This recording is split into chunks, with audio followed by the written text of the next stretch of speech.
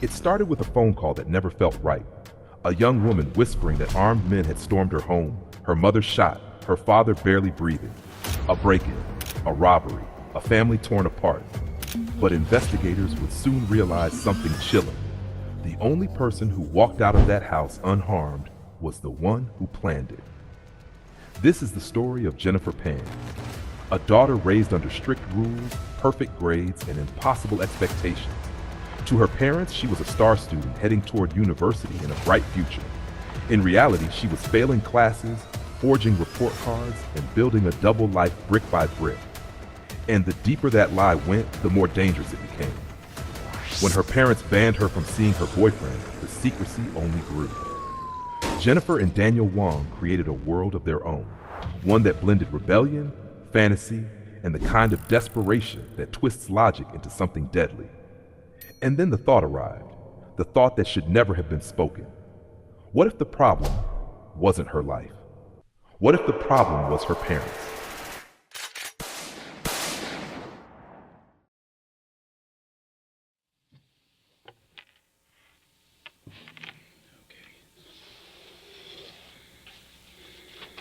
So we're through the forms. That's the administrative process about this. Now I want you to sort of take yourself back to earlier on today, yesterday, meaning the 8th of November, and tell me about your day. Okay, start at any point in time, wherever you feel comfortable, and then we're gonna move forward. Okay. Yesterday, probably around 9 o'clock in the morning, 9:30. My mother, she woke me up and she told me that she was going to go in to visit my grandfather, who was ill, and that she was going to go over pick up my aunt to go. Once we stepped out of the house, there were a few police officers barricading the driveway. And so she called me down, and when I came down, the officers just said that there was like a gas leak in the area, and they were just as precaution evacuating.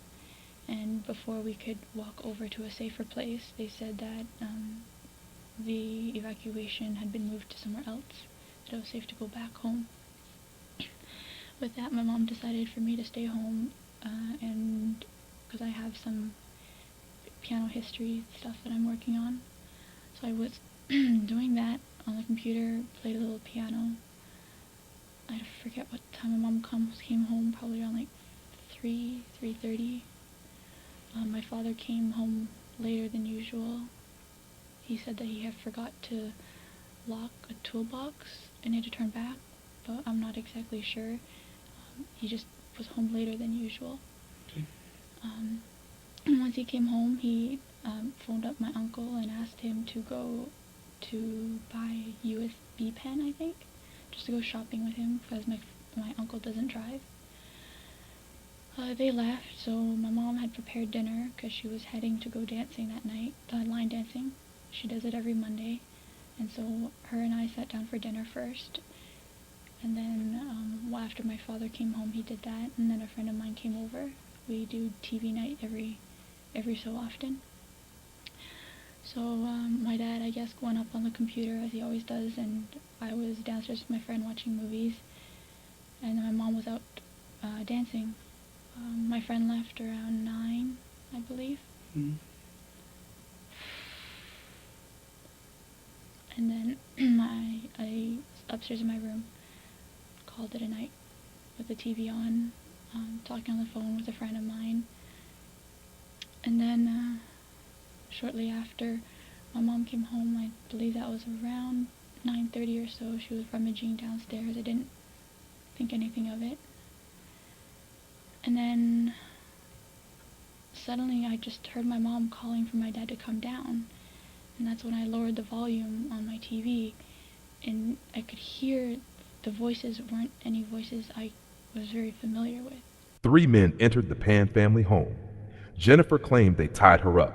She claimed they ransacked the place. She claimed she heard her parents begging downstairs before the gunshots rang out. And so I was scared and I couldn't move. I just sat in my room for a while. And then I thought I heard them all leave the top floor, and I peered out of my bedroom door. And a guy was there, and he came at me and had string in his hands and tied my arms back and said, "I have a gun behind your back. Do what I say. If you do what I say, then no one will get hurt. Where is the money? Show me where your money is." Her body language in this early stage of the interview shows a shrinking, self-protective posture, shoulders slumped, arms held close, head angled downward, and eyes avoiding direct engagement.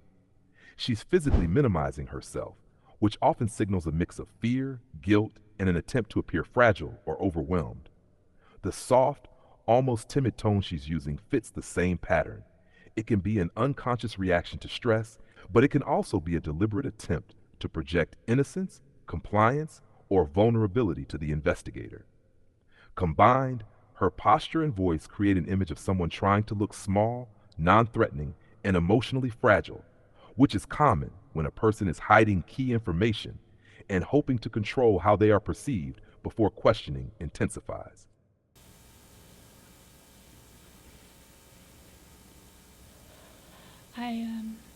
I have still a bit of money put aside from when I was waitressing, cash. So I showed him where it was, and he took it and put it in his pocket, I think. And then that's where they pushed me to my parents' room and asked me where the money was there, and I didn't really know. So they one was right beside me, blocking my way to the door, while the other ones turned over the bed to find some more cash in my mom's bedside table.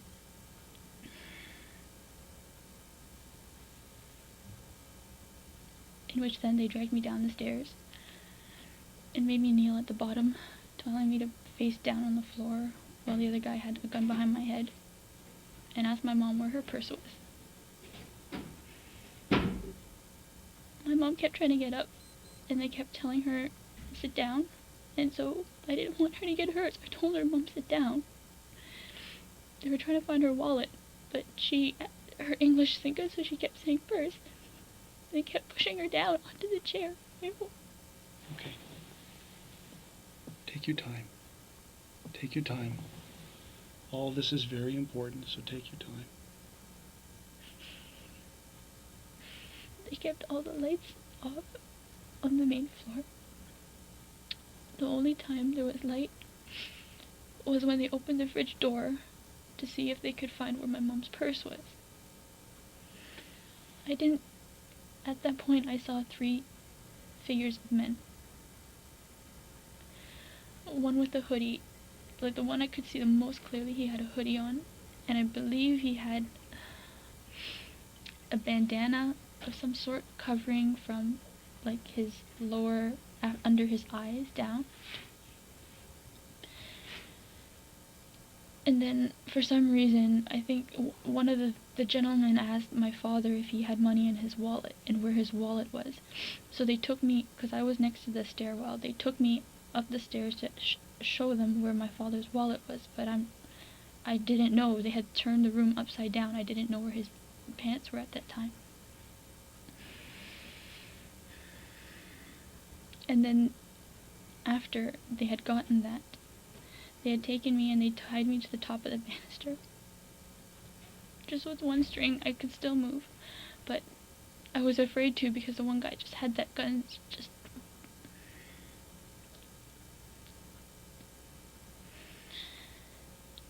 Next thing I know, I think I heard my parents going down the stairs, and my mom was asking them for me to come with them. They wouldn't let me come with them. After they said, the last things I heard them say was, you lied to us, you lied to us." And then I heard 2 pops. Her expression in this moment shows classic, performative sadness cues rather than genuine crying. Her face is tightened, especially around the mouth and eyes, but not in the way real emotion usually hits. You don't see the swelling under the eyes, the reddening of the nose, or the involuntary muscle tension that real crying produces. Instead, she's lowering her head, closing her eyes longer than usual, and pulling her face downward in a way that mimics the shape of crying without producing actual tears. The repeated sniffling fits the same pattern. It adds sound to the performance, but with no physical follow through. Her body language hasn't shifted into genuine emotional collapse. She's still centered, shoulders low, arms pulled in close, and posture tight, controlled rather than overwhelmed. She's presenting herself as fragile, but it looks calculated, a protective, self-minimizing pose, paired with facial expressions meant to signal distress without the physiological signs of real crying. The combination suggests she's trying to look emotionally broken while still staying aware of how she's being perceived in the room. My mom screamed. I yelled out for her. And a couple more pops.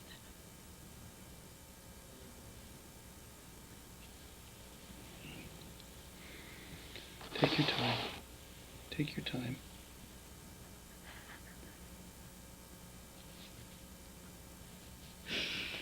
And I think I heard my mom say or moan or something, and then they did one more before they left, and then one of the guys said, "We have to go now, it's been too long."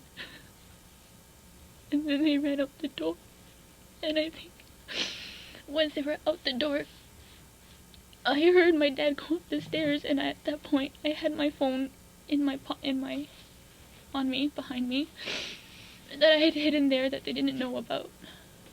So when I thought that they had heard them all leave and my dad ran up the stairs, I whipped up the phone and I called 911. But I still hadn't heard anything from my mom, and all I could hear was my dad running on the street, just moaning and making sounds. Her behavior here shows a clear break between acting upset and actually feeling it. She was handed a box of Kleenex minutes ago, but she still hasn't touched it.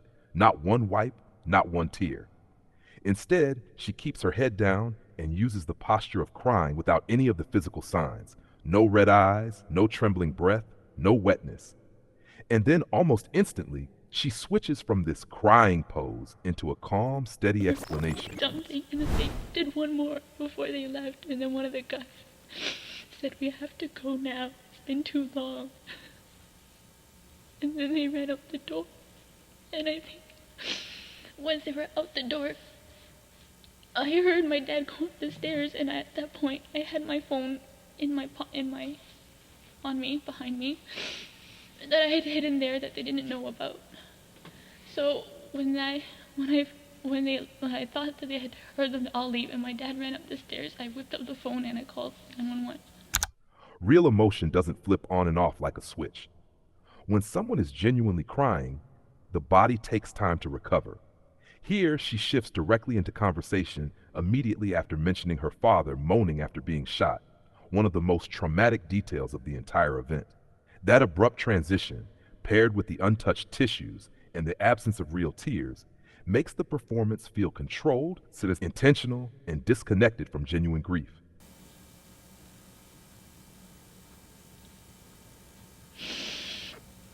And that's pretty much what I've...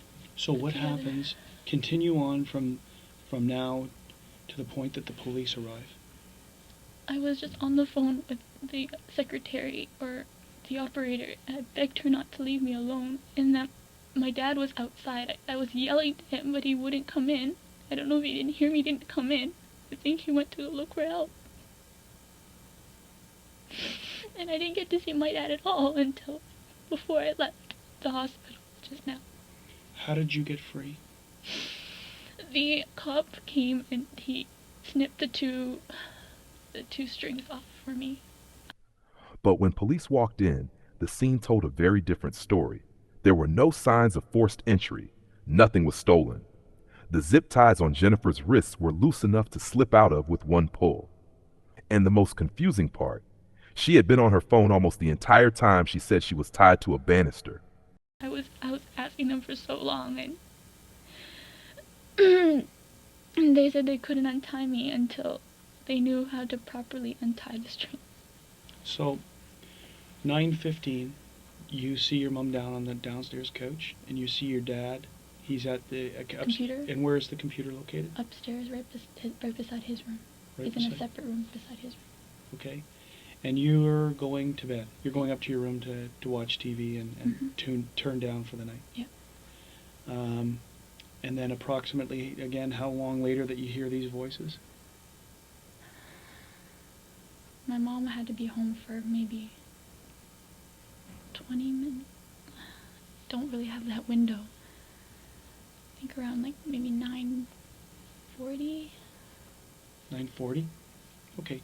Estimates is fine. Yeah, I'm not expecting to hold you down to times because we can probably get that from who you were speaking to, right? Because how long after you end the conversation with the person do you hear the voices? They're already in the house. So you end the conversation because you hear the voices. You'll call the person back.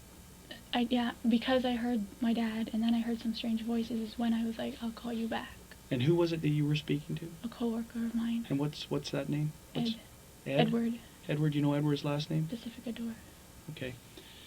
So, what is it that you hear that causes your father to go downstairs? My mother calling for him. And what is she speaking in English or is she speaking in another language? She was speaking in English, which is why it also caught my attention. What language does she normally speak? At home we speak a mix of like Vietnamese is most fluent, but we do throw some Chinese words here and there. Okay. Or English words here and there. But the vast majority of it is Vietnamese? Vietnamese. What is the first, when you hear this, can you hear them talking downstairs, the unknown voices? It's all a mumble. It's a mumble? Because I had the TV on, it was just all a mumble. When's the first time that you actually can hear one of them talking? When he was upstairs, and I thought he had left the upstairs, because I was frozen in my room for a while. Yep. Trying to listen in, but I couldn't hear over my TV, and I didn't want to startle them by turning it off or like diminishing the volume. So I was kind of pressed up against my door for a while trying to hear it. And I thought that all the people upstairs had gone down, so I opened up my door quietly and tried to peer out, and he saw me. And that's when he came. Did you have lights on in your room at that time? My lights were off. I only had the reflection off my TV, which is lower to the door. What do you see of this guy? The And I'm only calling him a thing- guy because you said you thought they were all I think males. they were all 3 males. Okay, so tell me about this guy. He was medium build. Okay. I don't remember any of his clothing, unfortunately. The only thing I can remember was he had dreadlocks. He had dreadlocks. So can you describe his race to me? He was black.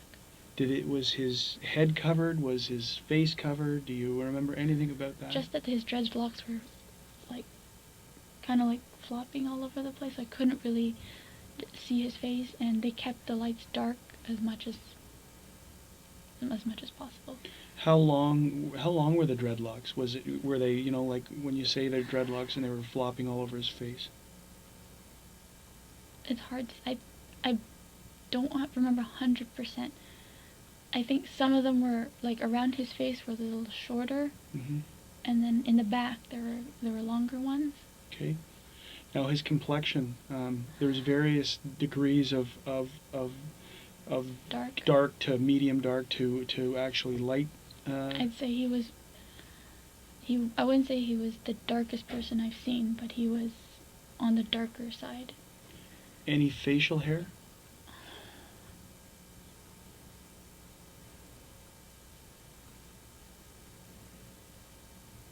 I'd like to say maybe. Say Not only what you can 100% think. sure. Just say what you think. I don't want you to say what you're. But I don't want to say something wrong. Exactly. So if you don't know, then I it's don't okay know. to say. It's okay I'm to not say sure. that. Okay, so can you give an age approximation for this guy? When the other officer asked me, I was leaning along the ages of 28 to 33. So someone who's established in life, I would assume so. like But not that's just established my meaning guess. world, meaning that he's been around. Been around. So a 20-year-old talks completely different than a 30-year-old, as you know. He seemed to be the one in charge. He seemed to be running the show. He's the one that had me. Like, he pretty much did not let me go. He was in charge of me. And all the money I showed him, he pocketed. Okay. Did he have a gun? Yes. Did you see the gun? I only saw the top part of the gun. What did it look like? Kind of, it was black.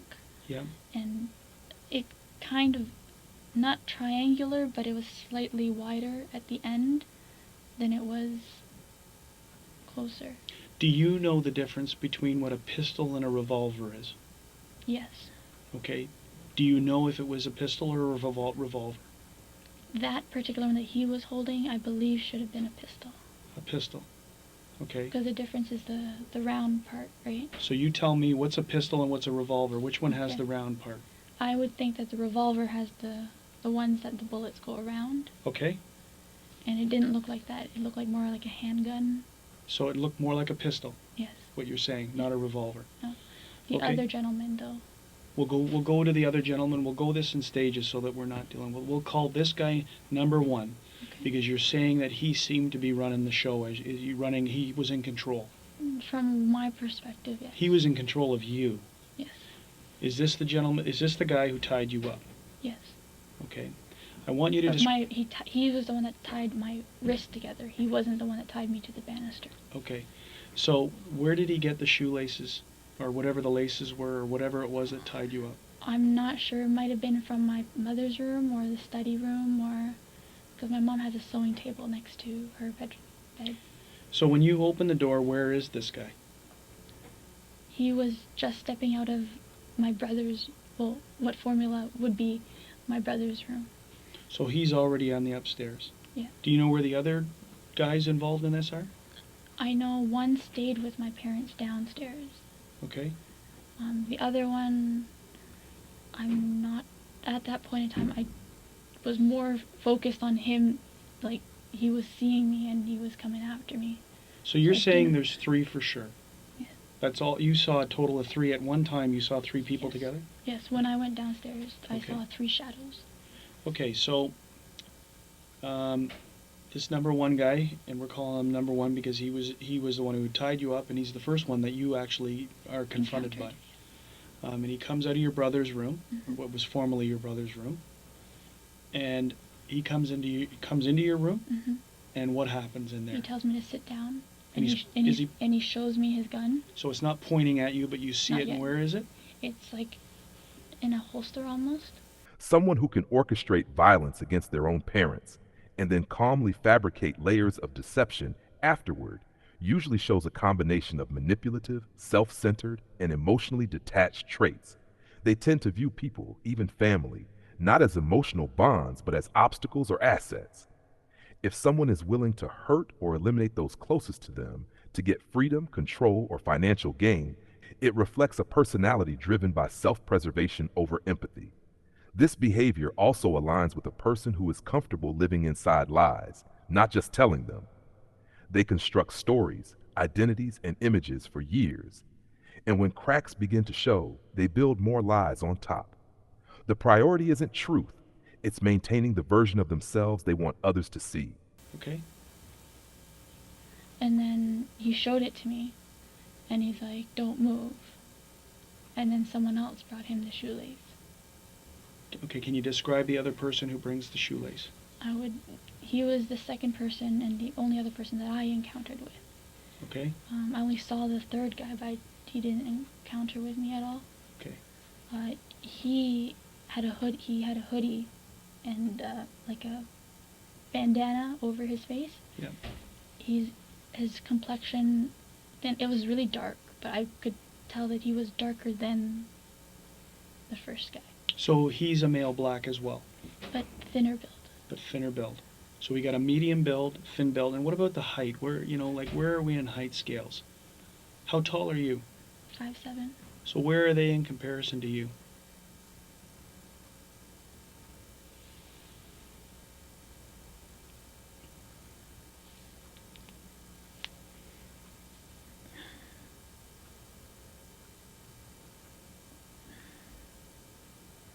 I'd say one was pretty much right around my height level. And which guy is that? The medium build. The first guy you encounter who Yeah. shows you the gun. Yeah. And eventually ties your wrists together. He's about your height, so he's somewhere in the area 6 to 5'8", 7. 5, 6 to 7. 7, I'd say. Okay. And the other guy, I'd say around 5'8", maybe smidget higher, lower than 8. So he's taller than you, but not much. Not much. Okay. Now the first guy who spoke to you, what kind of, did he have any accent? Was None it that clear? I could make out. Was it Just clear English? English, Unbroken? unbroken. No accent? From the terms he used, I didn't get to pick up an accent. No, he used So- short phrases. He sounded Canadian. I would say yes. He was born here. He was born here. People who operate this way often believe they can outsmart everyone around them. They rely on charm, practiced vulnerability, or manufactured emotion to manipulate reactions. The deeper the trouble gets, the more the lying escalates because admitting the truth feels impossible. They double down, triple down, invent new details, rehearse alibis, and shape themselves into whatever character they think will protect them. This isn't normal teenage rebellion or stress. This is someone who has learned to use deception as their primary tool for survival, even when the stakes involve murder. It takes a personality that prioritizes control, image, and personal gain over empathy, guilt, or genuine emotional connection. Okay. So number 2 guy you see with the bandana, and he's got a darker complexion, and Yeah. he's thinner, Yes. and he's about 5'8", With a hoodie. with a hoodie. Is it black hoodie, or what color is it? Again, it was all really dark, Yeah. so I'm assuming he was wearing black. What about the bandana? Can you see a color on the bandana? It was very dark as well. Okay. Anything distinguishing about his eyes? I didn't look straight into his eyes, no. Any other portions of clothing that you recognized? No, unfortunately. Okay, how about this guy's language? Did he speak to He you? didn't speak at all. Nothing. He just nodded. He nodded. Who seemed to be giving the directions? Number 1. First guy you encountered seemed to be telling everyone what to do? From what you can tell. Okay, so now they're both upstairs with you. Where are your parents? They're in the living room. They're in the living room. And now what happens? They take me downstairs. Have they tied you now? Yeah, the number 1 has tied me, Okay. and now they're taking me down the stairs. Describe first how he's tied you. He grabbed my arm, and he pulled it to the back, and said, "Give me your other arm as well." Okay. And then I was trying to make a wide X so that I could later loosen if I needed it to, but he had pulled really, really tight. And Okay. I guess he felt my flinch, and that's when he quickly tied the second knot, I think. I don't exactly know. All I know is like I flinched, and then it got tighter. So you were bound behind you. Behind me, yes. Okay. And then you're taken downstairs. Tell me what happens down there. They sit me right at the bottom of the stairs, like slightly out, not exactly directly at the bottom of the stairwell, but just slightly over a little. And the third guy, who I didn't encounter, but he was there, he was like, "Where's your money? Cooperate with us." And then my mom's like, yelling, and "Don't hurt us," and "My money's in my wallet, just please leave my paperwork." This third guy who you're now describing, do you see him ever? Only as a shadow?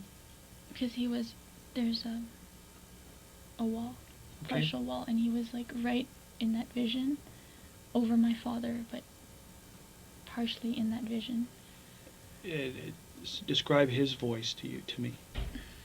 It had just a very, very slight accent. Do you recognize the accent? I can't definitively say which accent it was. So It was more like a Guyanese or Jamaican accent. Okay. So it's an island accent. It's not what you'd call. It's not an Asian accent. No, It's not like a Western European German or anything like this. This is something you recognize as being South Asian or Caribbean. Caribbean, yeah. Caribbean. Okay. When the guy upstairs, number 1 guy, we described as our number 1 guy with the dreadlocks, or with the dreadlocks, right? When he shows you the gun, do you see anything on his hands? gloves. He's wearing gloves? What Number about one was wearing gloves. what about anyone else? The other guy, the second guy. I don't remember. He must have been, but I can't 100% say. All I saw was that number one had gloves in his hands. Do you recognize or can you describe the type of gloves he had in his hands? Leather gloves? Leather gloves? Okay, so Or they're not like surgical gloves. They're not surgical gloves. They weren't like our skating gloves or like wool gloves. I'm pretty sure they were leather gloves. Leather gloves. Okay. So now you're downstairs. You're sitting in the stairs? They told me to sit at the bottom of the stairs. Are you on the floor or on the floor? On the floor. Your parents are in the living room? Yes. How many people are with you and how many people are with your parents? One with me, the guy in the corner with my parents, and the third guy kind of Going between? Going between. Where's the purse? Sit down. Where's the purse? Sit down. He's the guy who you describe as the thinner build, medium, and he was upstairs with you. Okay. Where do you go? What happens from this point? Now you're down on the stairs and there's a guy going between. There's two, obviously your parents in the living room. You're on the They're floor. looking for my mother's wallet, but she can't. She's.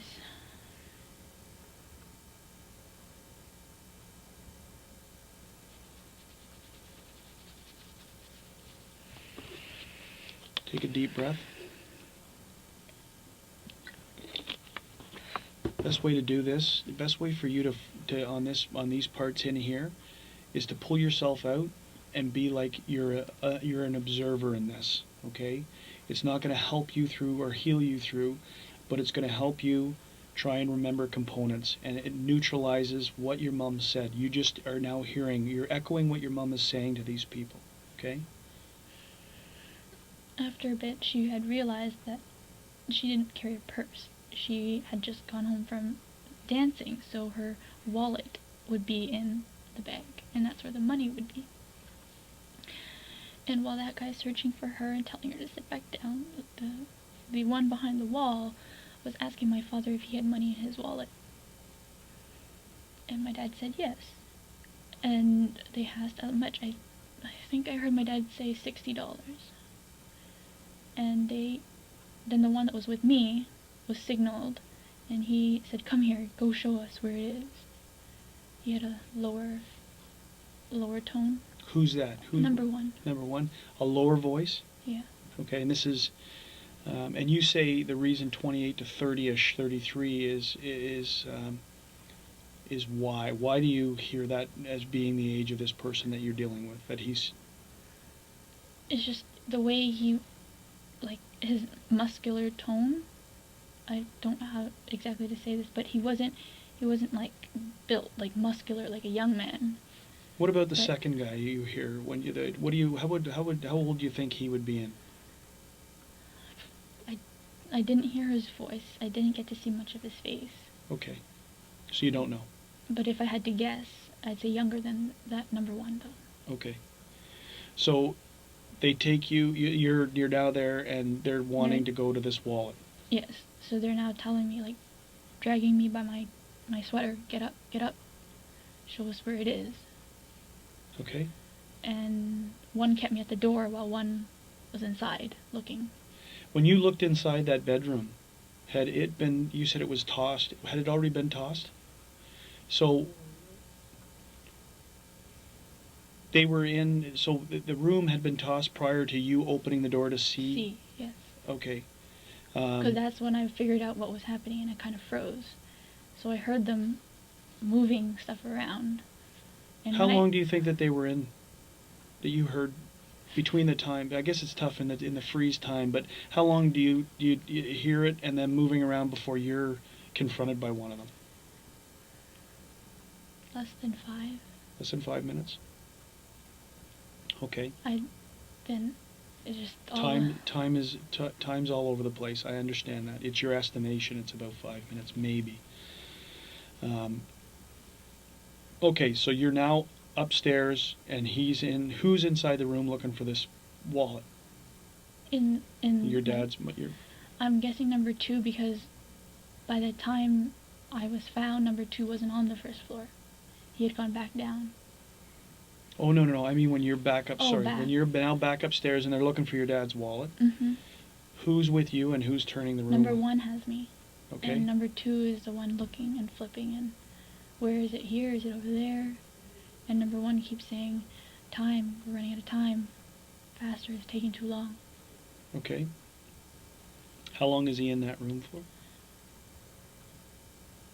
Maybe just a few minutes, a few moments. Okay. Not that long. Do they find what they're looking for?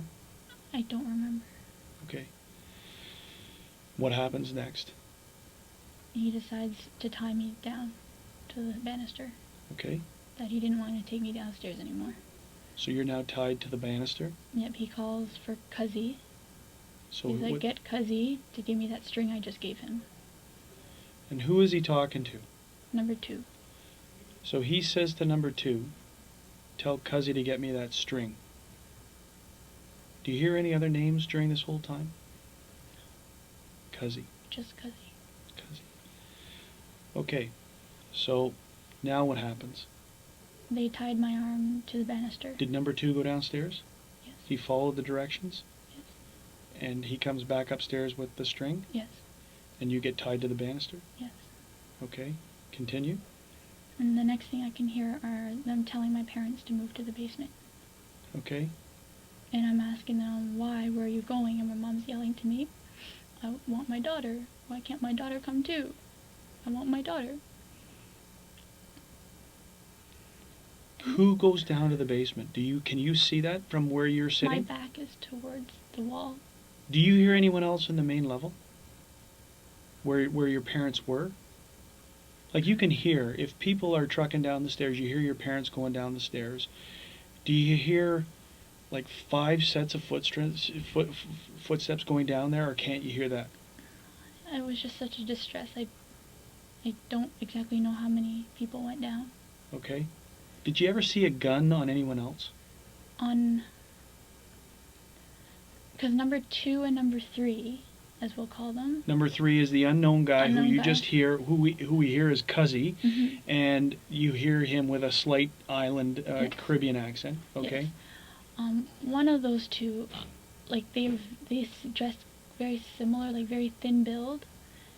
You saw number 3? You can So describe. like just briefly, like through the reflection from the lamppost Okay. on the street, Yeah. through my through the sheer Curtains. curtains. Yeah. I just saw briefly he was quite thin build.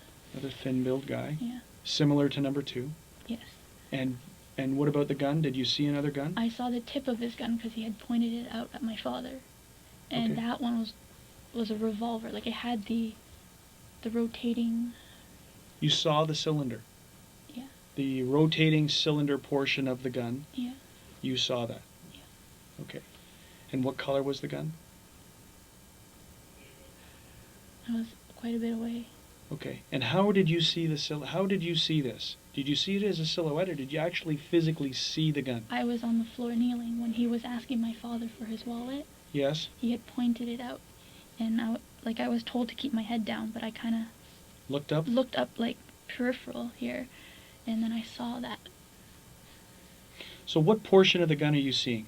If you're seeing, are you seeing him holding with the handle and the revolver? Because the cylinder portion sticks right. Yeah, like right close by here. Can you see him wearing gloves, or can you see him? Honestly, the lights were all out on that side of the house. Okay. But in your estimation, it's a revolver because of what you... I saw like what it looked like. Okay. You see nothing else about his clothing or anything else that he's wearing? Unfortunately, I wish I could have, but No, that's all. We just have to make sure that that we understand. So you're now when you're tied to the banister, right, and your parents are now going down to the basement, do you hear or see anyone else upstairs while that's happening? Or no down one came back upstairs for me.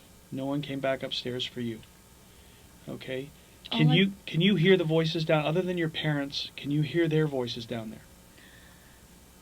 All I could hear was, "This is taking too long." Who's saying Lied. that? Whose voice is that? You hear all 3 voices. You can distinguish them. Whose do you hear saying this is taking too long? I'm- Because it was said to you upstairs, right? Who said that to you upstairs? Who was saying that upstairs? This is Number taking one. it. Number one. Is that the same voice that you hear saying it downstairs? Yes. The only two of them voiced. Number 3 and number 1 voiced up. Voiced up. Yeah. Who do you hear yelling, "You lied to us," or to that Number extent? 3.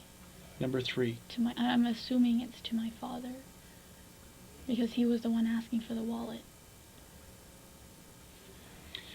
Now, your mum with her wallet. Would your mum? Do you know if your mum had gone to the bank after her dance class or after she had finished? She just went to the bank a few days ago. Okay. What type of car does your mum drive? And first off, did your mum drive tonight? What type of car does your mum drive? Alexis, A Lexus. ES300. And she drove tonight? Okay. So now you hear this commotion downstairs. You said you heard 2 pops. And you heard who scream? My mom. Your mum. And what was she screaming? Do you remember? I couldn't make it out. It No? was kind of like a cry yell, so it was just... Okay. Are they still talking? Do you hear them talking? I was focused on my mom. And No, I understand. I'm only going to ask questions that I can try and tweak your memory for, okay? So you hear the 2 pop noise, you hear your mum screaming, or crying, or screaming, or yelling, and then you hear some more. I hear you. Do you know how many more you heard?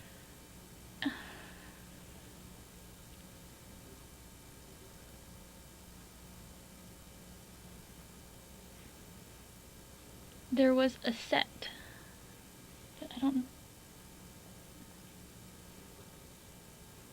don't want to say this wrong. Say it what you think and what you believe. So you're not, I- whatever you say isn't going to be something- wrong.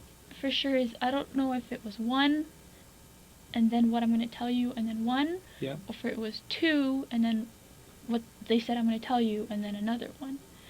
Basically, they had made the first round, or pop, and they had said, okay, that's enough. Let's go. Who said that? Whose voice is that? Number 1. Okay. And then I heard 1 more after that. And they were like, that's enough. Let's go. Okay. And again, that's number 1. Yes. Do you hear 3's voice at all? Not at that. After he had pretty much said,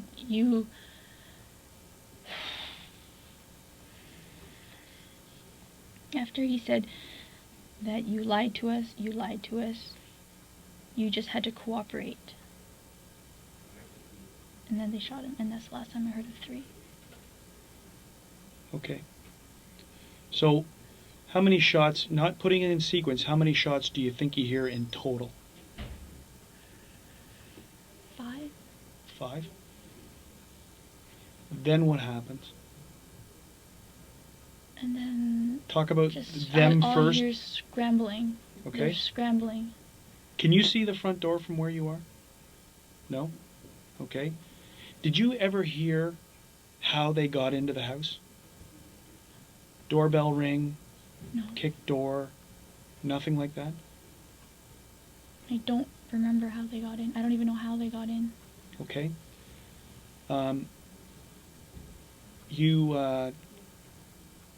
You hear scrambling noises. What are you talking about right now? Right at this point in time. So we're back to the time they're leaving, okay? Or you hear the scrambling noise, and I'm only assuming they leave because they're not there when we get there. Do you know which way they go out?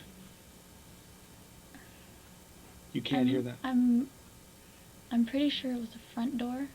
Yeah. But I'm not 100%. I didn't get to see anything. Like, my arms were behind my back, and I was against the banister.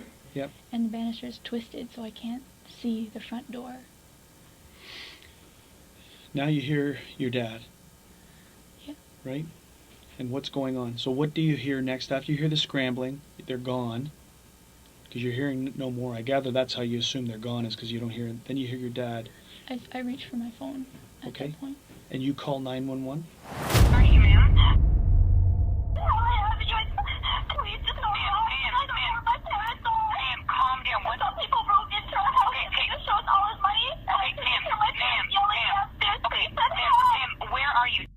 What? Avenue. Avenue Road. Yes. Can you spell the street name for me, please? Dad? Ma'am. Hello. Hello. Yes. Ma'am, I need to know your address. Avenue Road. Can you please spell it? Helen Avenue. My dad just went outside screaming. Ma'am, can you spell the street address for me, please? H-E-L-E-N. Someone broke in and I heard shots like pops. I don't know what's happening. I'm tied upstairs. Okay. And then what happens after you're on?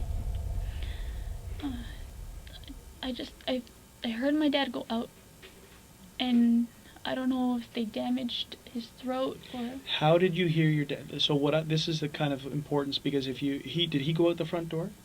How did you know he went out the front door? Because I heard him open the door. Did you hear that door open when these guys were scrambling to leave? There was just so much thudding. Is your house got an alarm system? Yes. Do you know the alarm system when the front door goes off and there's that chirping? We don't have that chirping. No? No. Is your house alarmed at night when you guys go to bed? Before the last person goes up to bed, they will alarm it. But prior to that, it doesn't get alarmed. Okay. So you hear when your father exits, you hear the door open because you hear your dog, and then I can hear like the outside noises. Okay. Like the wind coming in, and I just hear my dad. I think he's.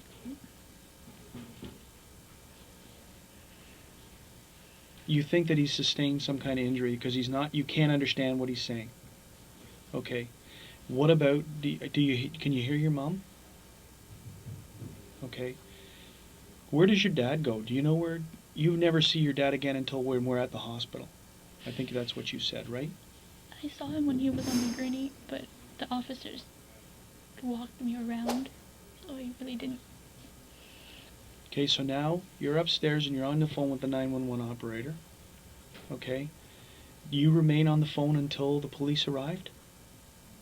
And the officer is the one who gets you free? He first had to secure the place.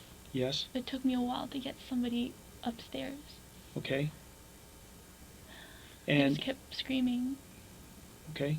And I guess they went into my bedroom, and I have a pair of scissors that I cut my hair with. Yes. And they said that they cut it for me, but it was still a while longer until after they cut the string so that I could be free. Do you understand that they of the No. importance to clear that what they were doing? It wasn't to No. leave you in any kind of trauma or anything like that. I understand. It's just.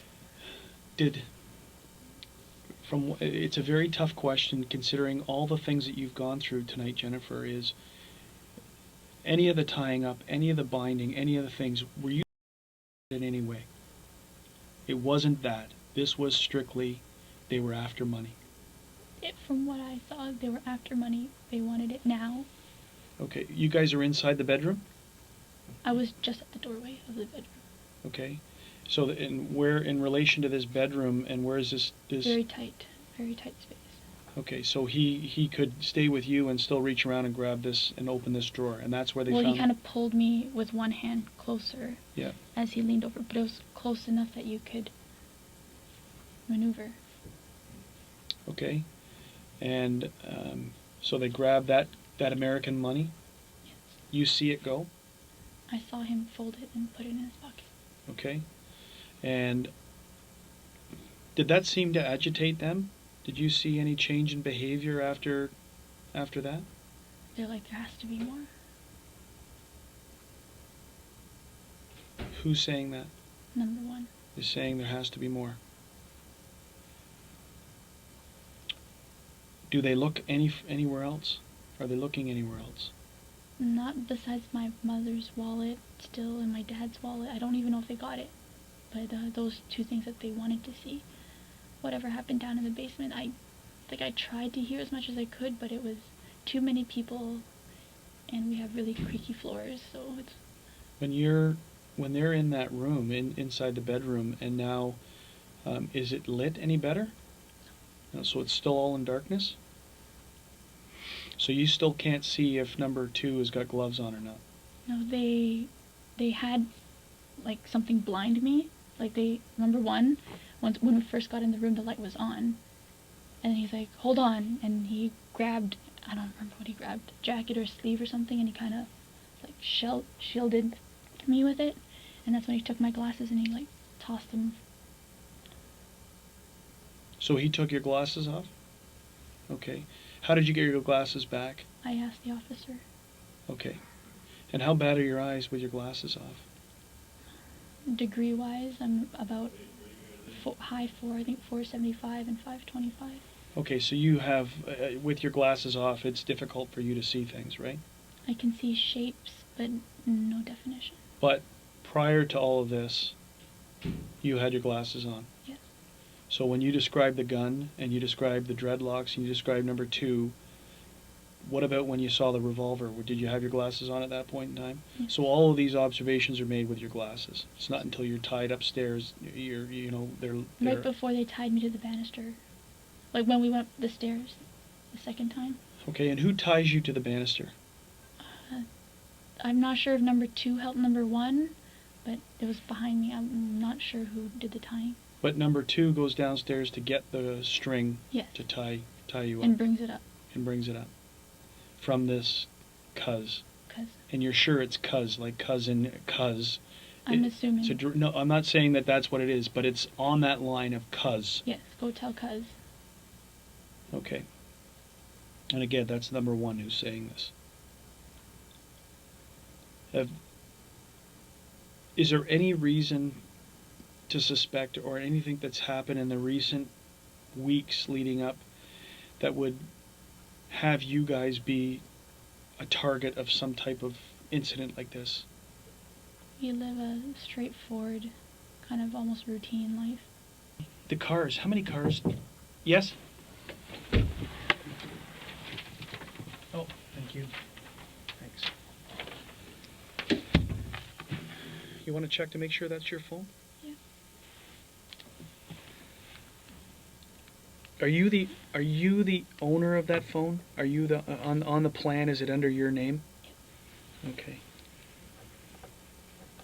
I just asked them to put 2 initials on because I just, like caller ID when I call in, it's not my name. It's not your name, but it's still your phone and you use this, and right? I pay it. And Okay, what's your cellular phone number?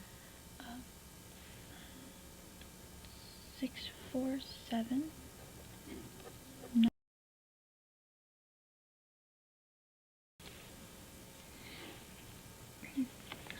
My question is, how far deep into this will I look for my phone? Just like comment, like regular phone calls to people, just stuff like that?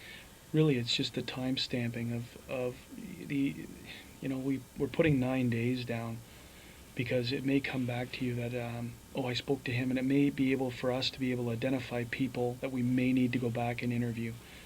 The interest of us is obviously tonight between 9 and 10, right?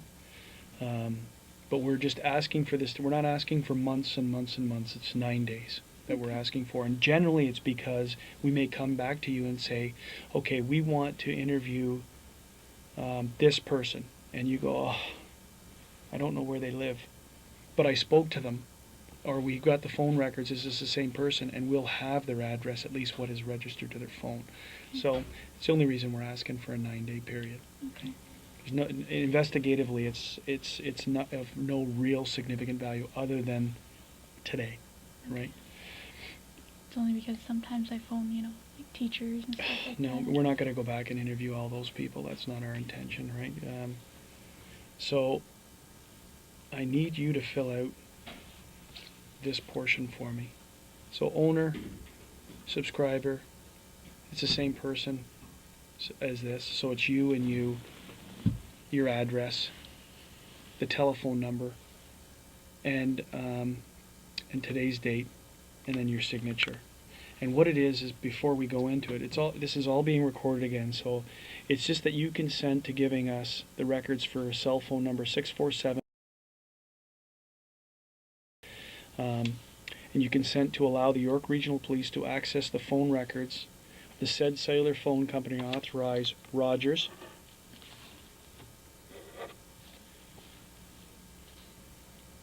for the following: billing records, incoming and outgoing numbers dialed, Registered owner information, including credit and payment history. This is really how we link phones to people, how we confirm that it's your phone.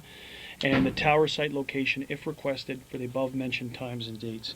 And towers now become, I just dropped that. Towers become relevant in this case because of where you are when the phone call comes in on today's date, right? Is that it firms your story to saying that I was in my room when the calls came in, and that will show up on the tower site information. That's the relevance of the tower site information. It also may turn out that maybe during this time period, you were targeted, and you were in an area, and this enables us to go back and try and look for cameras and other things through the towers. I'm not saying it's going to happen in your case, but it's why we ask for tower sites, right? Tower sites always show, when you're on the phone, they show you where you are when you're on the phone making calls. And that the above-mentioned records are to be released to the York Regional Police for the purposes of an investigation of murder of your mum, and for the time period as stated, November 1st to November 9th. This is the part of the consent. I am voluntarily giving consent, and I know that you don't have to. You don't have to do this. This is you volunteering to do this. You may withdraw your consent at any time.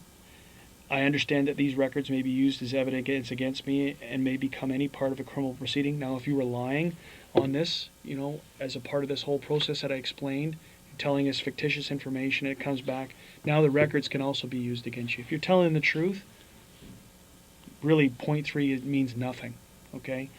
But we have to let you know by law that we could use these against you if you're lying to us. And in consideration for Rogers Wireless, disclosing the records of the identified person above, I hereby release and discharge Rogers and its employees from any liability whatsoever in regard to disclosure. So this is what the phone companies have asked us to say, that because we're giving you this thing, the people who we got it from can't come and sue us. So it's a preamble, a legal preamble. And by doing this, the owner subscriber, you're printing your name, you sign here, you print your name, your address, your subscriber number and the date, and I sign where the witness is to state that I witnessed this. And then I'm going to ask you after this to try and contact that cousin to get us the name of the people who were with your mom tonight.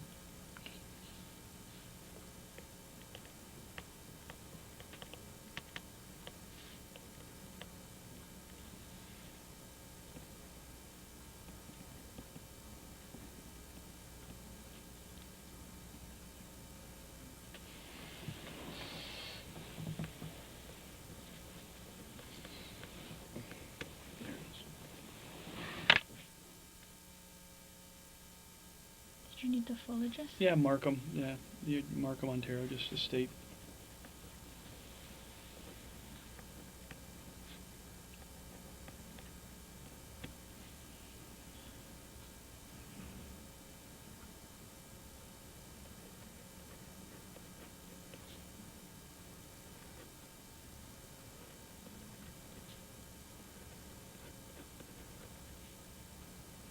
Today is now the 9th of November.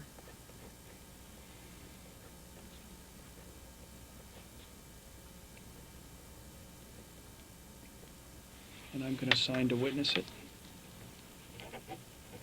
So will I be informed of who of my, if anybody, if they're contacted on that? The chances are, if you're going to be, so you can almost guarantee that Adrian and Edward we're going to need to speak to them, right? Because Adrian was in your house. Remember, if they're doing forensic testing in your house to try and get DNA and anything else in there, they're also going to need stuff to eliminate people, right? So Adrian was in your house. Yes, he was. So we need to try and, when we shut this down, because it doesn't need to be disclosed on video about their personal information, I need to get Adrian's contact information. I need to get Edward's contact information. I don't know if we're going to contact them tonight or this morning, but sometime today they're going to be spoken to. At this point in the interrogation, the detectives are using a classic evidence gathering and lie locking strategy, a hybrid of the Reed technique and modern Canadian investigative methods. They aren't confronting her yet. They're letting her talk, letting her expand her lies, and quietly guiding her into committing to every detail so she can't change her story later. The detective mentioning DNA searches, phone analysis, and talking to her friends is deliberate psychological pressure, a reminder that the investigation is moving far beyond whatever story she's trying to hold together. Meanwhile, he still pretends to accept everything she says, so she feels safe enough to keep digging her own hole. It's 4:30 a.m. She's exhausted, and they're using that fatigue to keep her talking and keep her committed. Several detectives are involved in this long process, and within the next few minutes, they're about to shift out of the soft phase and into direct confrontation, exposing the cracks she never expected them to see and forcing her to face the lies she thought they believed. Okay? Our priority is who is with your mom. That's our priority right now. Okay? But I just tweak me back. How many cars does your family own? The Mercedes and the Lexus. And where do your parents park these cars? My dad always parks it on the right, and my mom always parks it on the left. Inside the garage? And where do they enter the house when they park in the garage? Is there an entrance through the garage? Okay, so that's the normal course as they park. Unless we plan on going out somewhere, we leave the car on the driveway instead of having to go through the garage. When you left tonight after this incident had happened, did you see the cars in the garage? I did not, but I believe that one of the officers went and checked and said that the cars were still in the garage. The garage doors were closed? Yes. Okay. Is there any video equipment, video cameras, or any video system in your house? To record? No? No. Okay. Is there anything else that you can think of that might help us right now in this investigation?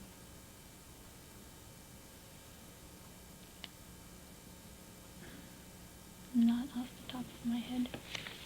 Okay, so Okay, so you know what you told us has been under oath. Yes. I'm just making sure. Did you swear in a Bible? Yes. It was under oath. Is there anything you want to change? No. Is there anything else I should know to fully understand your statement? Suffer from, this is one of those things that people say, well, no, I just didn't tell you, or I suffer from, or I'm actually, and none of these things affect None you. of those that you said. You're competent, and this was completely voluntary, and you've told us everything you need to the best of your ability. Best as I can. Okay. So what I'm gonna it is now 4:30 in the morning. I'm gonna shut everything off, and then we're gonna have you try and find that information for us. Okay. So the recordings now are turned off. I'm gonna make sure that that next door the recording's off. May I use the washroom? Of course you can use the washroom.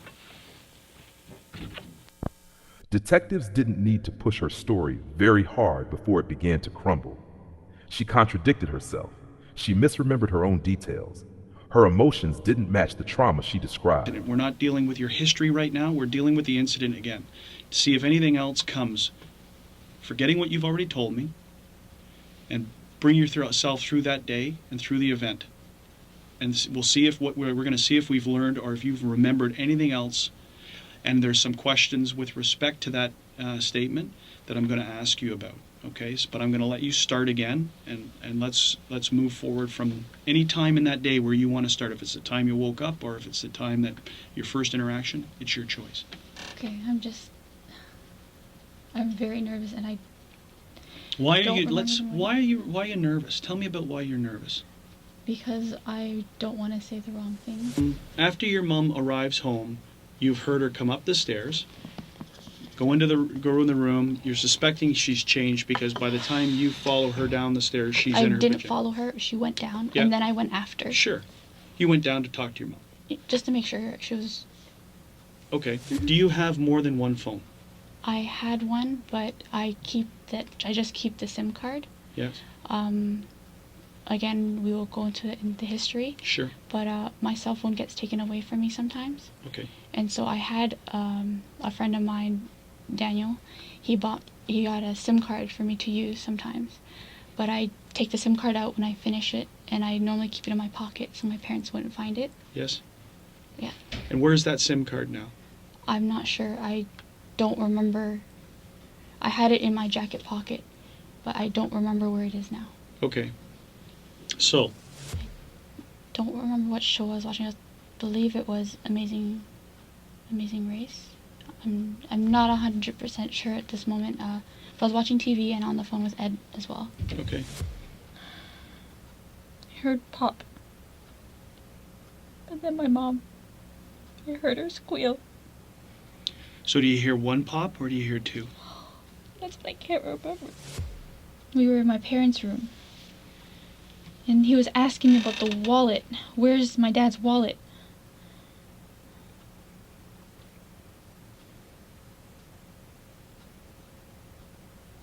I don't remember how they got the money.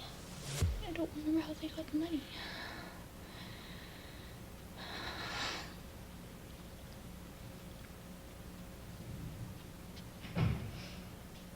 I had heard them toss my parents' room, and that's when I looked out. No, the guy went down the stairs, and then I looked out.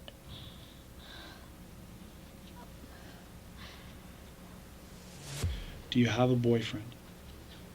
I had a boyfriend, but no, I don't have one. What was your boyfriend's name? Daniel Daniel what? Wong. I didn't really get to see him much. Let's talk about that. Why didn't you get the chance to see him much? I wasn't allowed to have a boyfriend. And so who was against you having a boyfriend? My father. Your father? So you were dating him essentially without your parents' knowledge and consent. Yes. What would they have done to you if they found out? And did they find out? Not in high school, no. For the last year and a half since you chose, the ultimatum was given to you, in your words, it's either Daniel or your family. Yes. Is there something that happened to you that you never disclosed to the police before? That is something I lied to him about. Okay, tell me about that. I told him I was, but I was just very depressed and, sorry, this is very embarrassing. You haven't reported it to the police, right? This is an interaction between you and an ex-boyfriend, okay? So you're not in any trouble for this, and it's important that we clear it up because he's telling us stuff, Yes. and then we're coming back to you. So Yes, but this is something I lied to him about. okay. And and you say you were depressed, and when did this happen? When did you tell him about this? Maybe a year ago. A year ago. And what was it that you told him? That someone came to the door, and when I went to open the door, they pushed me down and. Did you give descriptions? Did you provide descriptions to him about it? I might have. I don't remember exactly what I said. Okay. But you're telling me to my face that this never happened. This never happened. Okay. So this isn't something that we need to be looking at as something that's tied to this. No, that was my lie to him. Okay. For attention, isn't. Now, what was his reaction to that? Report it. But it wasn't real, so I didn't report it. Okay. Now, did you ever have a figure if Daniel stopped being a drug dealer or engaged in, or is he still dealing with that? Again, this is not criminal. It's more in lines of, what would link someone to think that they're coming to your house for a large quantity for money, which is an obvious question. I've asked him what he's up to, and he just says running, like doing runs. Did you ever receive any other type of threatening text messages that, more than just words of what a person says, don't see him or don't, did you ever receive anything that was Threatening? Yeah. I did get some, but I couldn't, what's the word I'm looking for? It said that we have people that can erase this message. but it was just words. It was just stay away. What were the words? Just stay away. Stay away. Chrissy and Danico, one life, one destiny, or something like that. So it was more in line with Danny and this, more in line with the relationship. Pretty much just leave, like, for me to stay away. There was never any threat to you from any other anonymous. It always seems to you to have the air of Danny's girlfriend or friend that's sending these threats. Just, he says that it's not her, but from all the messages are pretty much just to leave him alone so he can be happy. Okay, but there's no phone number that these things are coming back from? No. Being sent from? No. Did you Like, ever? I know it's absurd, but I couldn't explain it. Anything to the effect of seeing bang, bang, bang? To me, Yes. no. Are you aware of someone else getting a message like that? Daniel said that he got messages saying fun, fun, fun, bang, bang, bang. And what did he ever equate that to? Did he tell you? He just said these messages basically kept telling him to make sure I stayed away from him and to make that girl happy. Okay. And that they knew what he was up to. They even said that they knew, like, I'd text him something, and for some reason they knew that I texted him, and that they knew that I called him, stuff like that. Do you have you ever received, other than that letter? That other thing I also made up, the bullet in the mail, I made that up. And your relationship with Daniel was broken up because of your parents' ultimatum, not because you didn't care for him anymore. Yes. That's an obvious what you can say, right? Because Yes. you still have feelings and you're still trying to trigger him with the bullet. You know, even just that are these text messages you're receiving, are they fictitious? Are you making that up? No. 100%? Yes. Okay.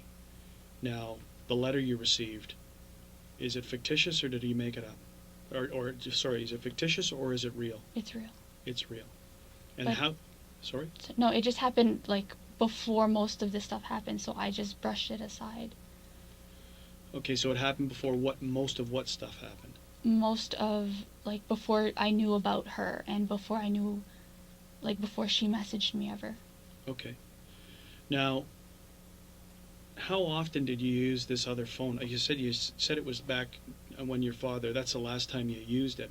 But how many times would you, like from the last year and a Maybe, half? like, once a day, Once a day? or usually, once a day. Who was paying for that? Daniel. Daniel was paying for that.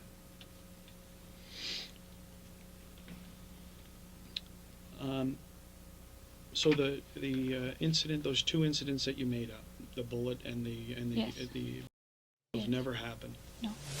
Do you have a BlackBerry? I gave it to Daniel.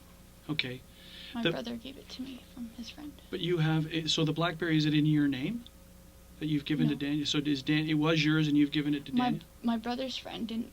It was an old BlackBerry, and my brother's friend gave it to him, and I gave it to Daniel. In this moment, her entire presentation has shifted from the fragile, soft-spoken posture of the first interview to something noticeably more controlled and self-possessed. She's sitting upright, shoulders no longer collapsed inward, and her hand resting on her face looks less like a gesture of emotional overwhelm and more like someone thinking, calculating, or waiting to see where the questioning is going. The softer voice she used earlier, almost childlike at times, is gone. Her tone is firmer now, more stable, which tells you she feels safer in this second interview, even though she's actually under far more pressure. What makes it interesting is the contradiction.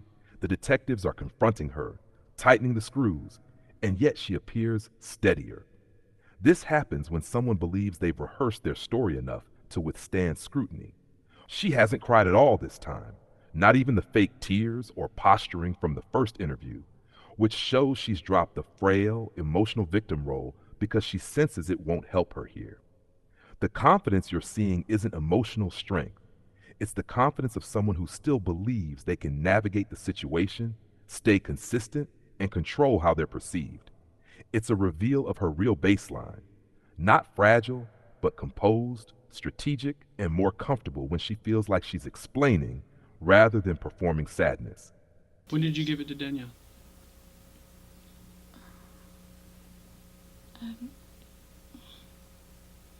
I gave it to a friend to give to Daniel. How long ago? Maybe a week. A week ago? Maybe a week and a bit. What's the PIN command for that? You know, do you have a personal identification number for security reasons? Have you ever been given that by BlackBerry? No. No? There's no lock that I know of. Okay. So, Daniel was, and likely still remains to be a drug dealer. Self-admitted when he was in the air the other day. Now, so stepping back from that is, I had asked you is, prior to the incident, when's the last time you spoke to Daniel? What I should have said to you is, when is the last time from today back that you spoke to Daniel? When is the last time you met with him and spoke with him? I saw him here yesterday when I was leaving. Did you talk to him? Just briefly. You didn't see him or talk to him any other times other than right here in the police station? And if I told you that Daniel says that you spoke to him, you did have a conversation with him somewhere else?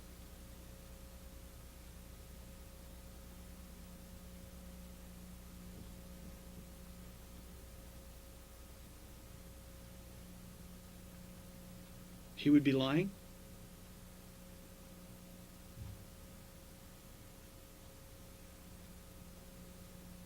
The last time I spoke to him was when he asked for the BlackBerry.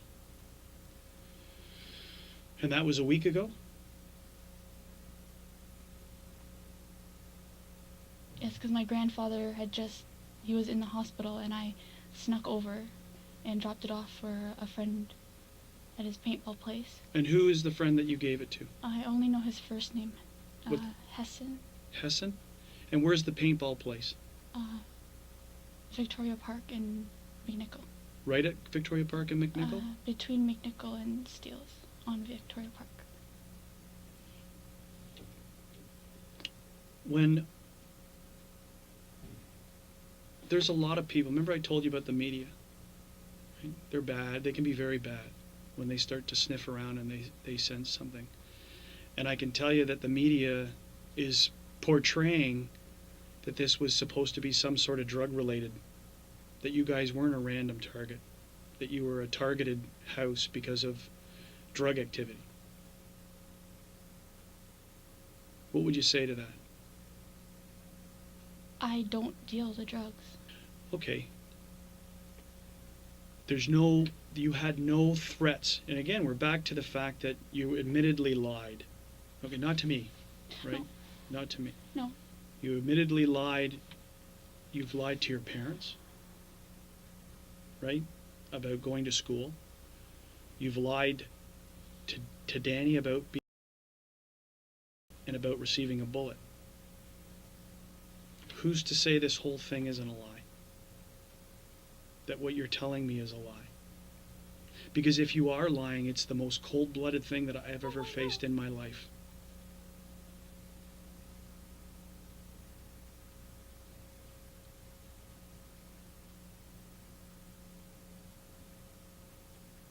The moment she's confronted, her entire emotional presentation snaps back into that soft, childlike performance you saw in the first interview. Her voice shifts into a baby tone. Her sniffles suddenly return, and she uses a dramatic hand-to-chest gesture, one of the most common self-soothing poses people use when they're acting hurt or shocked rather than genuinely feeling it. Her eyebrows are pulled together in an exaggerated way, the kind of expression people think crying looks like. But again, there are no tears, no flushed skin, no shaking, no loss of breath control. What stands out most is the timing. She doesn't slip into this emotional state naturally or gradually. It switches immediately the moment the detective labels her behavior as cold-blooded. That's not an emotional reaction. That's a strategic pivot, an attempt to appear vulnerable the second her character is attacked. The sudden shift back to the baby voice is especially revealing. People under genuine emotional distress don't rapidly alternate between adult composure and childlike helplessness. But people who use emotion as a tool do. This isn't grief, it's damage control, triggered by fear of exposure.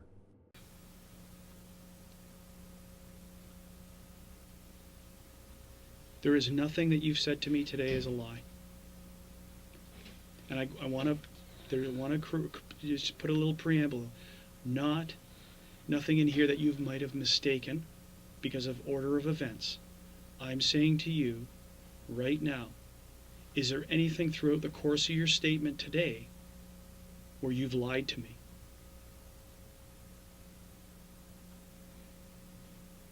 From your interaction with Daniel, from your I'm not involved in drugs and I don't have anything to do with them and we don't have large sums of money?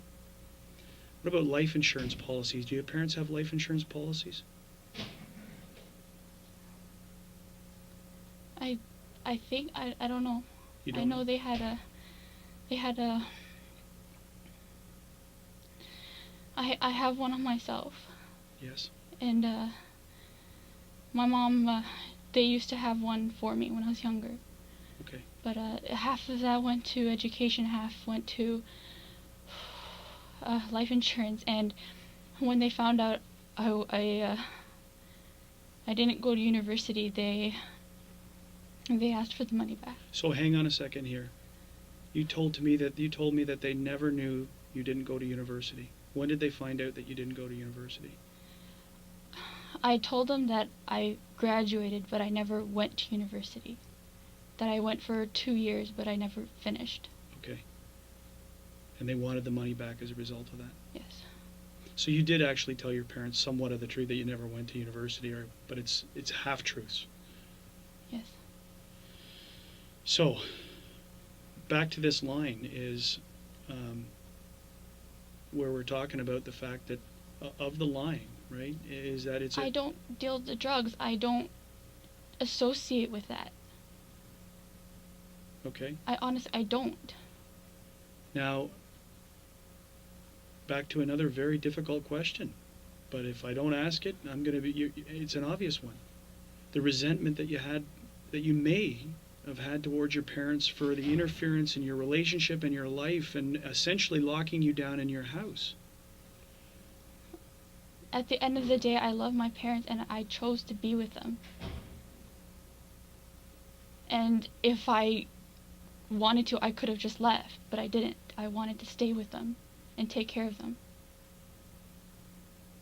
So this wasn't some evil plot that you thought up to. Oh my God, no. No interaction, no belief, no, you didn't have anything to do with this thing at all whatsoever. No. You don't engage in illegal activity? No. Because you know that it will be a very easy thing to discredit you on, right? We're in the process of trying to add credibility to what you tell us, and that's through the process of asking people and doing whatever. Through that same process, it will be very easy to find the flaws in what you've said, which again then turns the focus back to you. Okay? I don't. It's a natural progress. It's a natural thing that investigators do. We eliminate people, or we draw our attention to them. It's a natural thing. It's not brain surgery. Okay?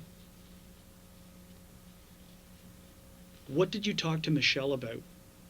Did you talk to Michelle last night? Or the day before?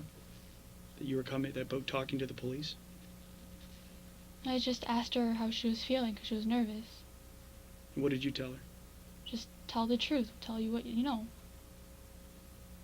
And the threats that you say that you've received, the threats that you've talked about, are the same threats that you're mentioning from the text messaging. They're not really. Did you receive any life-threatening, or are they basically to stay away from? Just the email saying, the messages saying stay away. From Danny? Yes. Okay, I heard a knock on the door.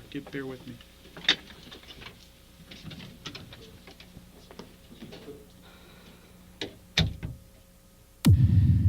Have you lied to me? No? You haven't lied to me about anything? I said whatever I could to help. Okay. So, if you've always told the truth, The truth will never hurt you. It may get you into a bit of trouble, right? The truth can get you into trouble if you've done some things wrong. But generally, in most cases, if you tell the truth, you'll always be fine. So that's the avenue. That's the avenue you have to think about. And what I never do anything wrong if I tell the truth. And if I've said some things that are lies, or I've held something back because I think it might hurt me, those are the things that will cause people to look at you more intently. Because the question is why would that person do that to me? They've got something to hide, right? So, the fact that you've lied to your parents over a long period of time, the fact that you lied to Daniel about those other two events, those are disturbing. Right? But I don't live in your shoes, and I would never judge you on that fact, but from an outsider looking in, to have to live under those conditions, to have to lie continually, you're going to ask the question why.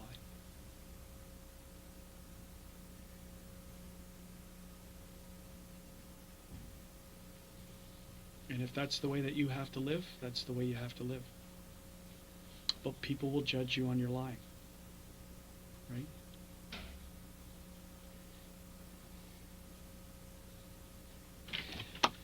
So is there anything else that you can think of that might help us?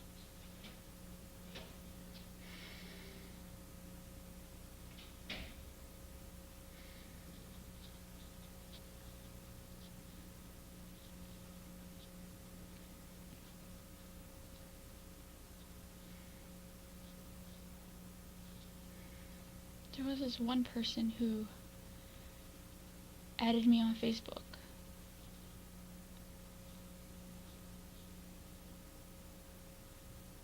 And I found it weird that he had added me out of nowhere. And I had looked in common friends and saw that he was friends with this girl, that girl Christine. When I spoke to Daniel about it, I don't know if he told her or not.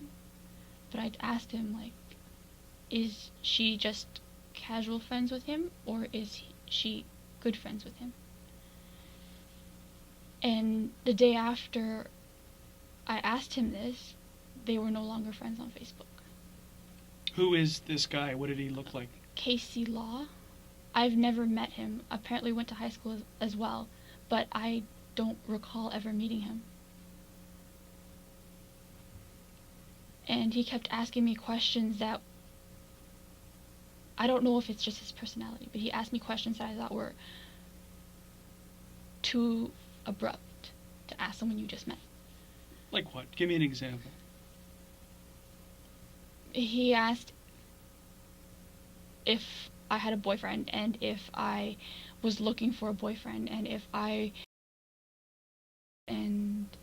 things like that. So that's the kind of question he was, provoking you. Casey Law? And did you recognize the name from school? Recognizable, but again, I don't remember ever even having a conversation with him. And so he said he went to your school? Yeah, but he was older than me. He's older than you. And what does he look like? Chinese guy. Yeah. When I talked to him, he said that he was working like security. Okay.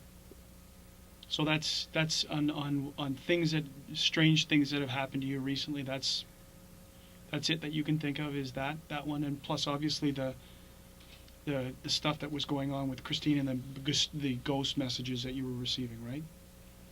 From these were numbers that didn't exist, or they didn't have any? No, it was blocked. Blocked numbers. And when I called Rogers, they said that's not possible.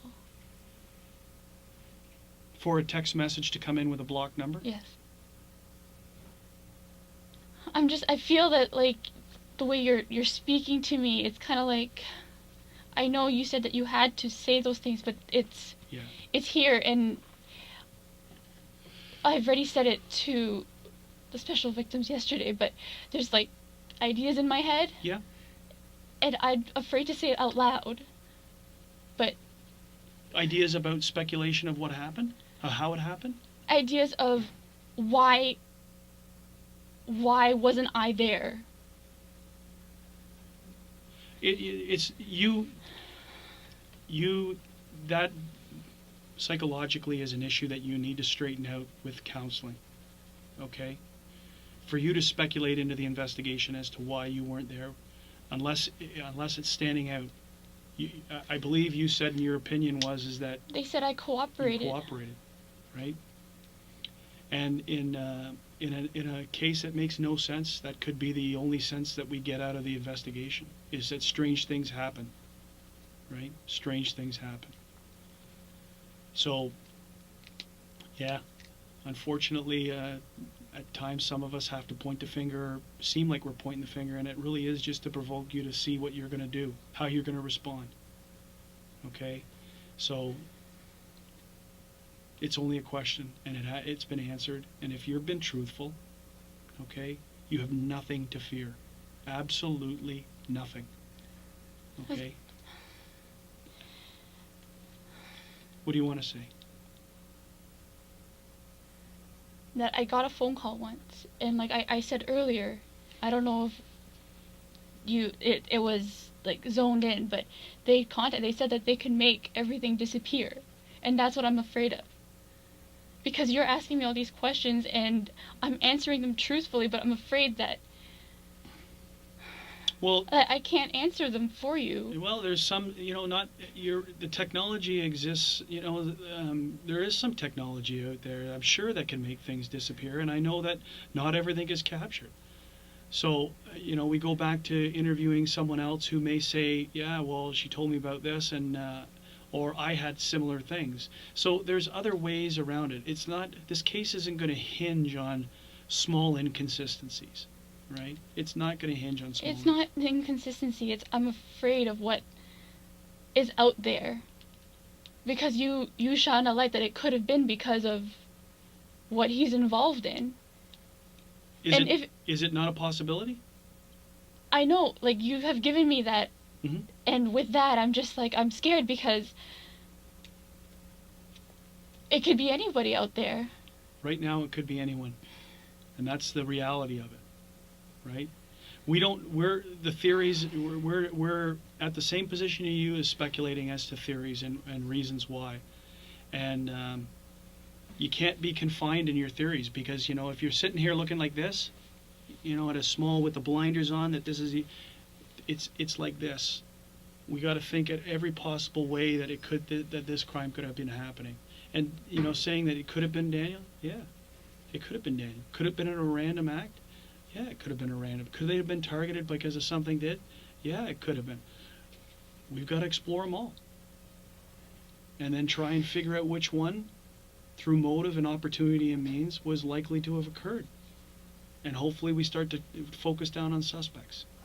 Now, just for a recap, we reviewed why that you're here today to discuss the home invasion that occurred at your residence at on the 8th of November, okay, and that in that incident, your mother was killed and your father was, at the end of the day, from this case, and I can tell you I've spent literally a week on this case, going over information after information, accessing all these sources, speaking to every other expert on the case. Okay? And at this point, Jennifer, I know that you've not been truthful with the police. Okay? You've not told us everything that you know, purposely. Okay? And that you've left information out. Okay? There's a number of inconsistencies in what you've told the police. Okay? One of the things you have to remember is that your dad was there. And then came the moment that changed everything. Doctors had warned police that her father, Bitch Hapan, might never wake up. But he did. And when he opened his eyes, he didn't ask what happened. He told police what he saw. His daughter walking freely around the house. His daughter speaking to the intruders. His daughter not tied up, not kidnapped, not a victim. Okay? And your dad had a front row seat to all of this. Okay? And your dad's a very smart man. Okay? Something like that haven't happened before. Okay? But it's what you're not saying that's important here. You were a part of setting this plan in motion. Right? You were behind this. Right? You have to get it off your chest, Jen. It's killing you. Get it off your chest, and we're going to talk it out here. We're going to understand, and we're going to get this pressure off you, because that's what you need right now. Do the right thing now, Jen. We already know. You're not going to surprise me here. Okay, I already know what the answer is. And I can't stand to see you go through this any longer. You've been a physical wreck because you know that you haven't been truthful with us. A lot of things that you said are true, but there's so many more that aren't, and you're leaving so much information out. We know that. You have to sit there and ask yourself, yes, he knows. Bill knows. Everyone knows. But what you have to do now is get the strength in you to tell us why it happened. I have some pretty good reasons there why it happened. To me, it was a form of abuse here. Because you can't do that to a person. You can't. This is Canada. We're in the 21st century here. You cannot take everything out of a person. You can have expectations for your kids, but you can't expect them to do everything the way you want it. Okay? It's just like your dad said about it, fixing everybody else's home but not fixing his own. Okay? It's the same with you. Okay? He was trying to make a future for you bigger than it should have been. And in the process of his love for you, he made the mistake of actually pushing you away.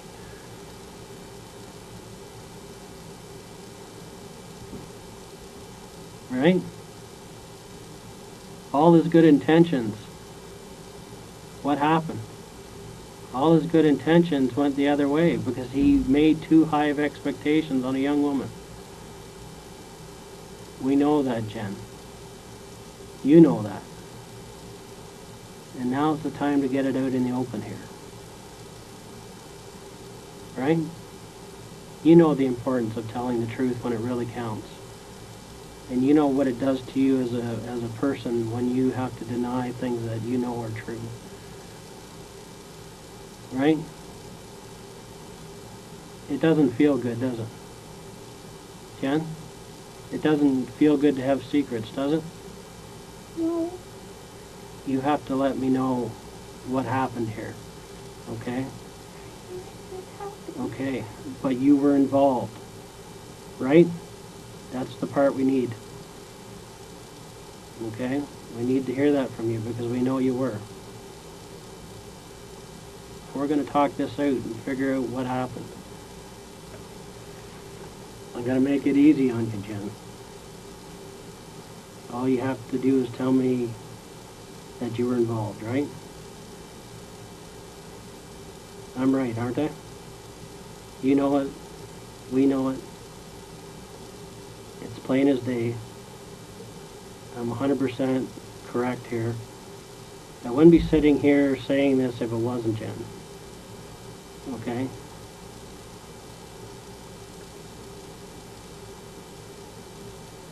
But we have to get through this. You have to get through it.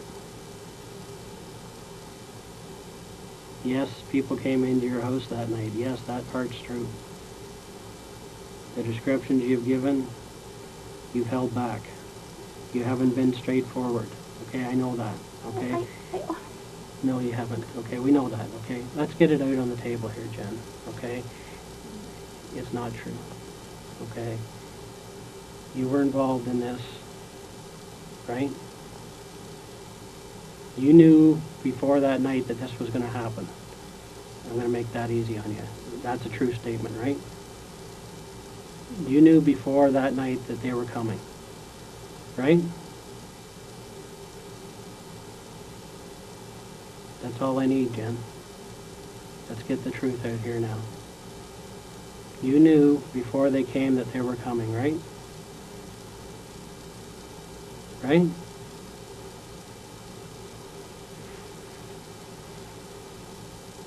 Be honest with me, Jen. Give me that.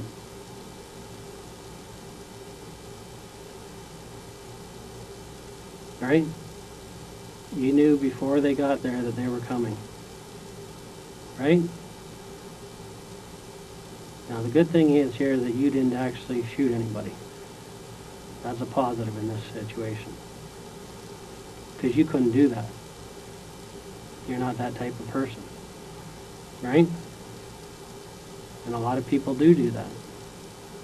A lot of kids make the mistake of going out and doing it themselves, okay? You couldn't do that, I know that.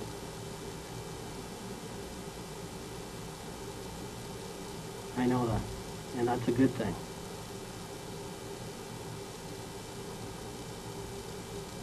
But you did make a mistake because you got involved in it. Jennifer, you don't need to live with this pain anymore. Let it out.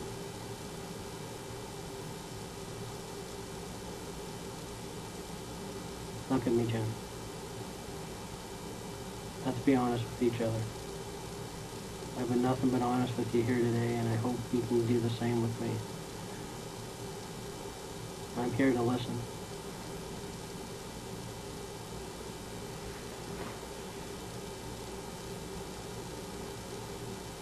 Jen? It's not worth it anymore. It's hurting you. What happened? I need to know the details. I can't even say. But I can tell you one thing is that we already know, so you can't change that. Then why did it stop? I know you did. But it got too far ahead of you, right? You didn't think this far ahead, did you? But once they started, once they came in, you couldn't stop it, could you? Could you? Jen? Hmm? I wanted it to stop. I know. Why didn't they stop for you? Hmm? I didn't know who they were. But you were part of the planning, right? You have to tell me that part, and then we're going to work through it together. Do you know what I'm saying? You didn't want this, you wanted to stop it. You have to prove that to me now. Because at the end of the day, we have to stop this from happening to someone else. Right? What happened to me? Jen, we're going to have to deal with it one step at a time, okay? I'm going to be honest with you. I need to know what you did.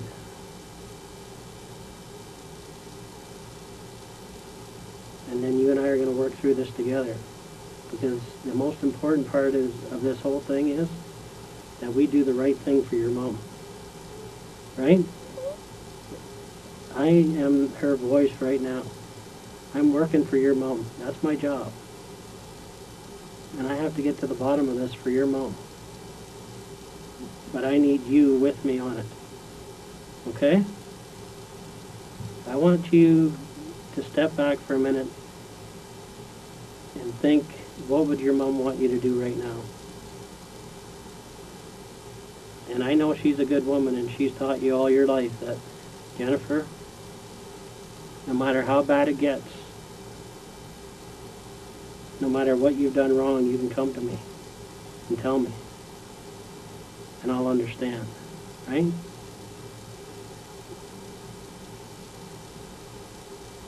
Jen, you need to talk to me.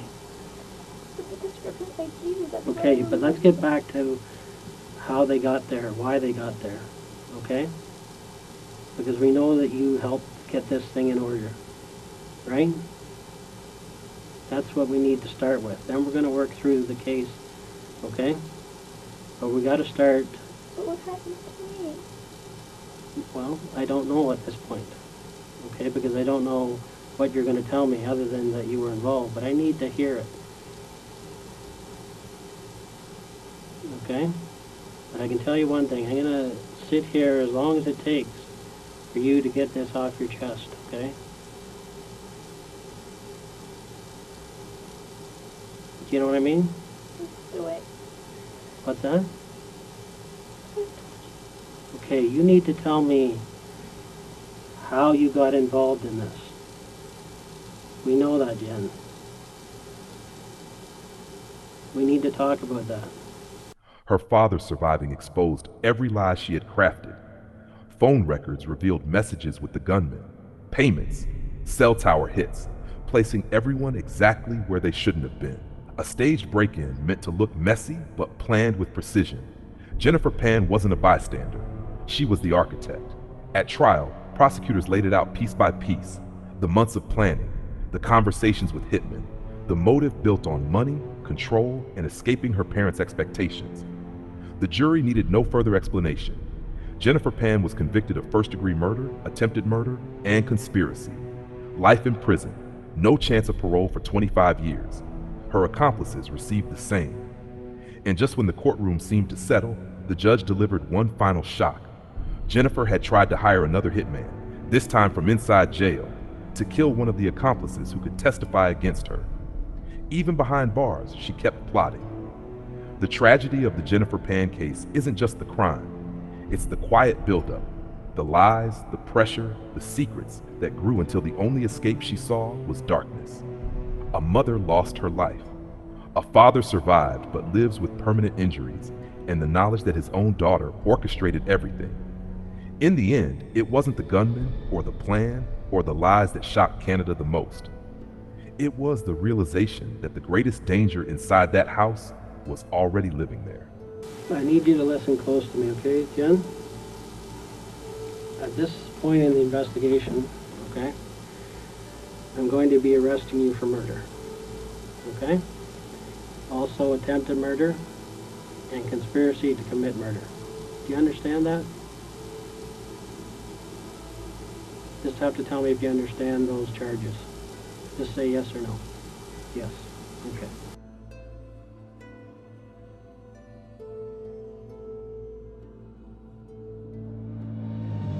Jennifer Pan's horrendous 2010 crime is back in the spotlight. Why are her and her co-conspirators getting a new trial? On the night of November 8, 2010, police in Markham, a quiet Toronto suburb, received a frantic call from 24-year-old Jennifer Pan. Some people broke into our house and they just showed all his money. Three men had allegedly broken into her home, tied her up, and shot both of her parents, Han and Bick. Her mother died on the scene, while Han, who was shot through the eye, miraculously managed to survive. He was subsequently put in a medically induced coma. At the police station, Jennifer tearfully related her version of the events to the investigators. And then I heard two pops. My mom screamed. Based on her story, it seemed to be a random home invasion that had taken a turn for the worst. However, when her father awoke from his coma and related his version of the events, police came to find that the truth was much more complicated and nefarious. It all points back to the difficult relationship Jennifer had with her parents. An unnamed friend recalled to Toronto Life that they had always been, quote, absolutely controlling of her. From a young age, she was expected to perform at a high level in school, while also taking piano lessons and skating lessons. She always brought home stellar report cards, so all was seemingly well. However, the truth was that Jennifer was struggling academically and had been faking her report cards. She failed to graduate high school and then lied about attending college. The deceit went on for years, with her parents thinking that she was taking classes and living with a friend part-time. Instead, she was actually waiting tables and staying with her secret boyfriend, Daniel Wong, and his family. Eventually, her parents found out what was really going on, and their response was harsh. Although Jennifer was in her 20s, Han took away her phone and computer and forbade her from seeing Wong. As he later testified in court, I told her to cease the relationship with Danny Wong or wait until I'm dead. But she secretly continued seeing Wong and decided that she wasn't going to abide by her father's wish and wait for him to die. Instead, police alleged that Jennifer and Danny came up with a plan to kill her parents so she could inherit around $500,000 and they could be together. The couple asked a friend of Wong's, Lenford Crawford, to set up the contract killings. On the night of November 8, 2010, David Milvaganem, Eric Carty, and Leonard Crawford entered the Pan's home after Jennifer unlocked the front door. According to Hand's statement to the police and his later testimony, he was held at gunpoint in the living room alongside his wife and pistol whipped. Then he saw Jennifer walk downstairs with one of the suspects. She was not tied up, as she had claimed in her 911 call and subsequent interviews. Lie, lie, lie.